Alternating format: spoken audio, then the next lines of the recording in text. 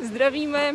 Tak, zjistili jsme výbornou zprávu. Dneska máme výlet na Sněžku a chtěli jsme jet půlku trasy lanovkou. Jenomže jsme zjistili, že lanovka nejede, takže nás čeká dneska... Silný vítr. Tady není sice nic, ale nahoře možná to je něco jiného, no. Čeká nás dneska celý výšlop na Sněžku, takže teďka držte palce všichni. uvidíme, kde si vysmáta a uvidíme potom, natočíme video. Ano.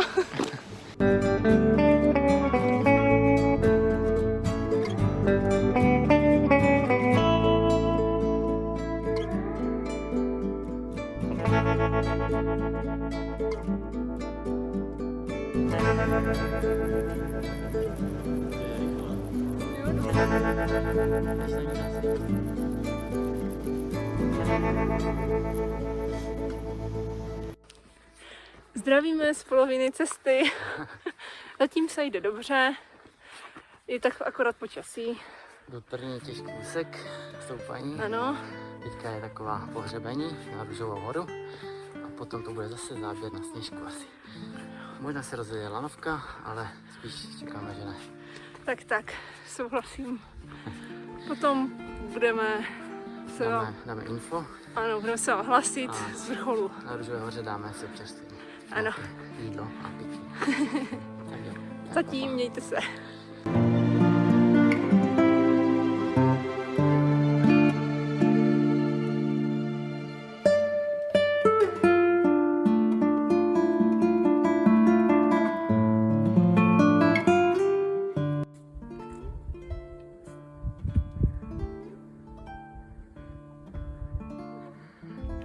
Pozdrav. Můžeš pozdravit. Jsme skoro tam. 700 metrů.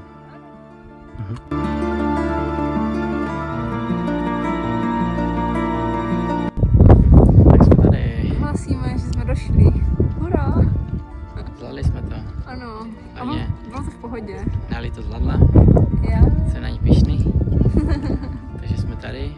Přišli jsme to asi 2 hodiny. 10-15 minut. Je docela rychle. Se rozhodneme, ještě si půjdeme spát lanovkou nebo půjdeme pěšky. Bylo to asi 6 km. A nahoře fouká, no to vždycky. No a dáme si nějaké občerstvení, převlečeme se a vyfotíme, pokocháme se přírodou a asi vyrazíme zase dolů. Pak si dáme nějaký dobrý oběd. No. Ještě vám to tady můžu natočit z druhé strany. Akorát nevím, jestli to přetačíte. Video, to je fotka. Aha. Tak to asi nejde. Takže to bude další video. Tak. Pa. Zdravíme. Zdravíme.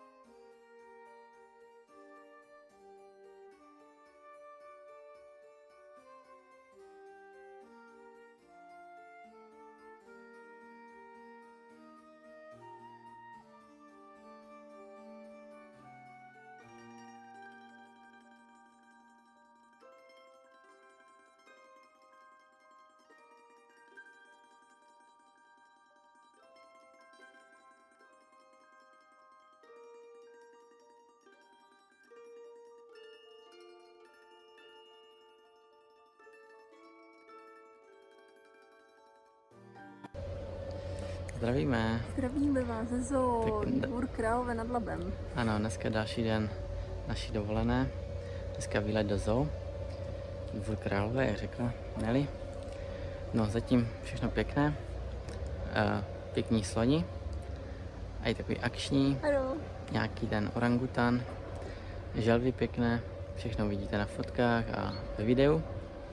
No a teďka máme ještě před sebou asi možná nějakou show se žirafami, nebo nějaké vysvětlení o nich, co tady jsou, ty jejich jednotlivé, chtěl jsem říct kusy, ale se tak asi nepoužívá, jednotlivé tady zvířata. Tak to je ve 13:30, tak A to se potom podíváme. pojedeme ještě na safari. Nejspíše možná zavítáme i na safari, Ano. buď trakem nebo autobusem, to se rozhodneme. No a Potom se vám budeme hlásit z... hledání hřibů, Ano. nejspíše. A jsme zvědaví, protože včera členy naší rodiny našli docela dost toho, tak uvidíme, co tady v jiné části republiky. Tak jsme zvědaví. No a potom zase oběd. A bude to takový fajn je všechno. plán. A zítra už odjezdno, bohužel. Tak se zatím mějte. Papa. Papa.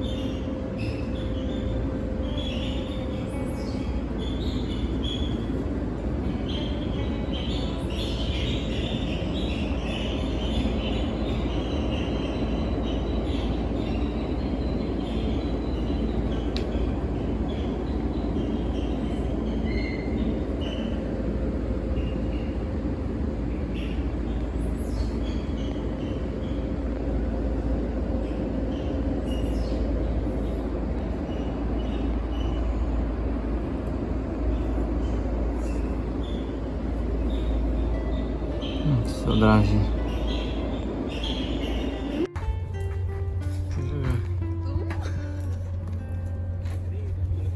Nazdar.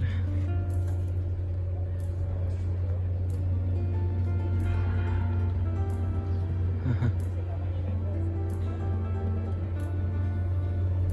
Nervózní, ale nějaký. Je? Mhm.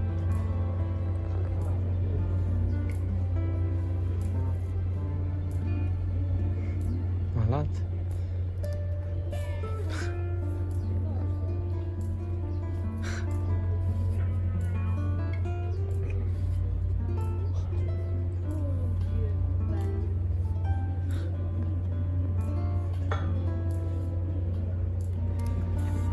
On maluje ruce, jo? Vidím.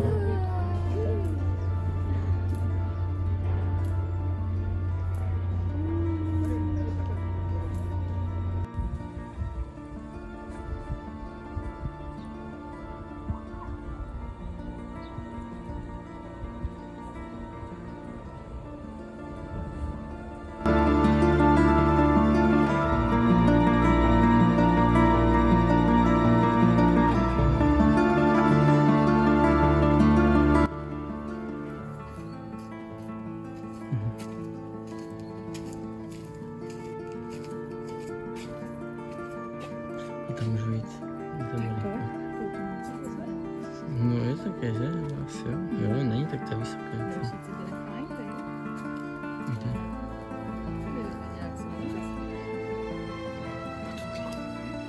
Jo, že se ostřívají tam hledají celý chlebů. No.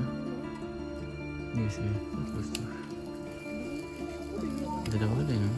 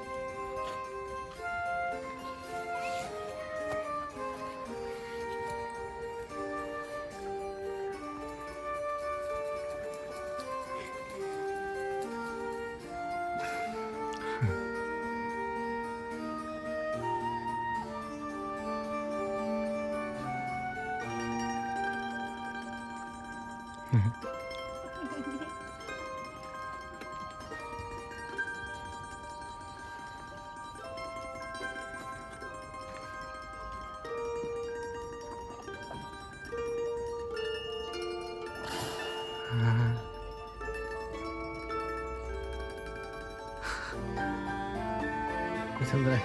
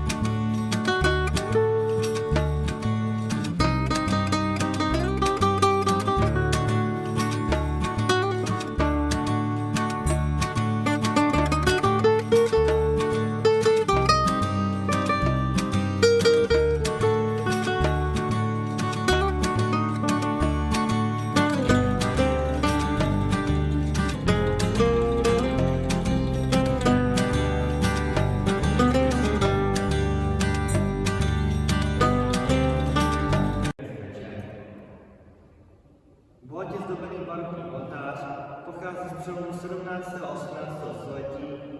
O jeho vznik se postaral hrabě František Václav Klasicistní výzdoba kaple je datována do konce 18. Zdravíme. Zase další den, už Ano. poslední pátek.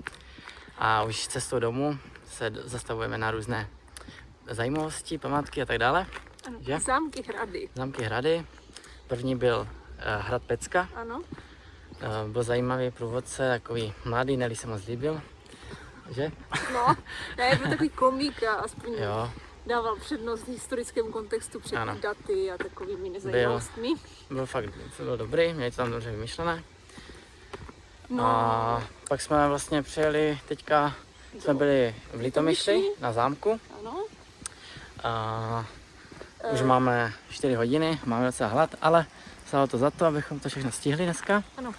A už máme jenom cestu domů, nějakých pár kilometrů. Byl to takový konec dovolené, jaký si může každý přát. Ano, sice ta prohlídka teďka nebyla úplně, byla fajn, ale takové to bylo víc strojové, no. Ano. Jak bych byl před tabulí třeba. No Ano. a tak no, takže pěkné zahrady, všechno pěkné.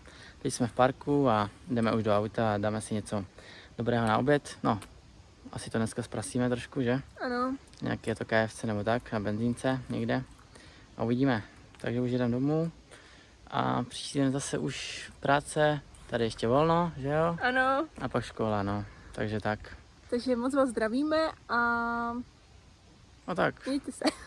mějte se, papa, dovolená, Krkonoše 2022.